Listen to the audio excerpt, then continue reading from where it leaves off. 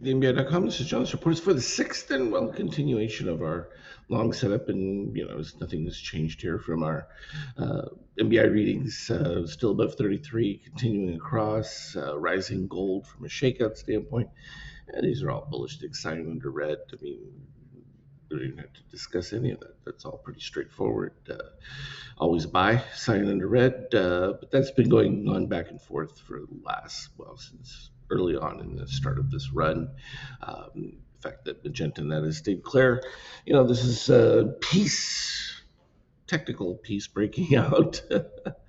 I think the Trump has just realized that it's like not going to go anywhere, so he's just sort of said, "Oh yeah, we've reached agreement of we're just not going to do anything, even though ships aren't moving or anything, and we sent a couple of ships across the Hormuz. They got attacked, but we defended it, and yeah, therefore all good." So that's the general concept of it, and that's a de-escalation. Problem is, oil prices at these levels still over 90, even over 80. It's ridiculous. The impact of it now going on over months is just going to ripple later on. No question about it. Of course, it's all exciting to the euro because if the Iran war is ending, then then we're going to go back to EU war spending, and the fact that Ukraine now has developed their long-range drones that are really getting deep into Russian territory and destroying the oil infrastructure, and that is exciting for them. And you can see the euro rallying on that news big time because yeah, everything's traded in euros now.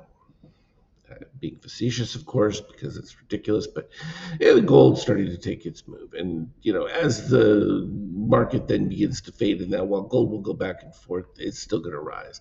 The issue still becomes the result between the difference in physical trade of gold and the paper currency setup that we see here from the ETFs. It's far more muted. The actual trade value of actually, possession, and that is much higher premium, particularly in London, and that than is given credit for when we look at these values. So those who are holding physical gold are actually far better condition than the paper configuration indicates. And from a BTC standpoint, of course, people still looks like they're still paying their ransom, but it's also just the fact the market's going up and rising tide lifts all boats. So from that standpoint, you got it. So we had the turnaround move that took place pretty cleanly with that orange dip. We had the previous one that took place the day before that was the start of this. Didn't have a whole lot of juice to it because you still had MBI white leading, but they overcame shorts pretty quickly here, and that just finalized it to the point where takeoff. And that's what we've seen in the last couple of days. It had a little bit of a warning with the dip of Magenta over underneath the 33, but you still had no activity from shorts. So it's really a non sequitur, and still had sign under red, so that never changed, and I just kept the consistency of it. Um, yeah, from the intraday it was just straight up, and then only at the end of the day we got a brief move, but it came right back to the peak. So I was just about clearing some stops. Nothing particularly noteworthy in here. We're seeing the big spike, filling back just a little bit with positive extremes.